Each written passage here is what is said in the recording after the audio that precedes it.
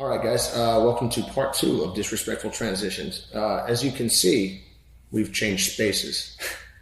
No respect for what was going on prior. We'd like to keep that, in the spirit of it all. So every now and then, again, there are moves that you're thinking to yourself as you're having this happen. You're like, I cannot believe this is happening. Oh my God, I need to drink after this. At the very least, and probably drink heavily. So that's what we're shooting for. Because again, people will remember wins, losses, but we all remember those times. I've been put to sleep from the top of a mountain before, and I remember the last thing I thought right before my friend Seth put me to sleep when I was like a blue belt or purple belt was, you idiot, I'm going to arm you. And then he cross-choked me from underneath the mountain. I will forget that never, unfortunately. So that's what we're shooting for here. So anyway, we're going to start in 50-50. And imagine you were in 50-50, but you were also in a triangle. And then you thought, why? So we come back. If I can compress Adam's head to his knee, I can triangle him.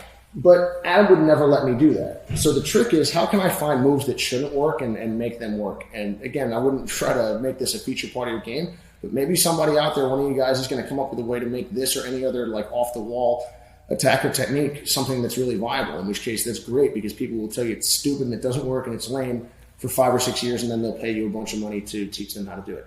Maybe.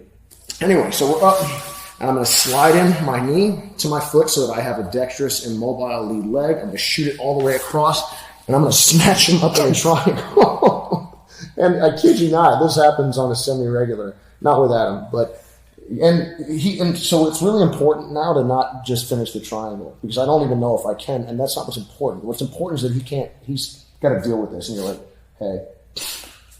And Kimura's that ought not to really move become really, really easy. Also, you're like,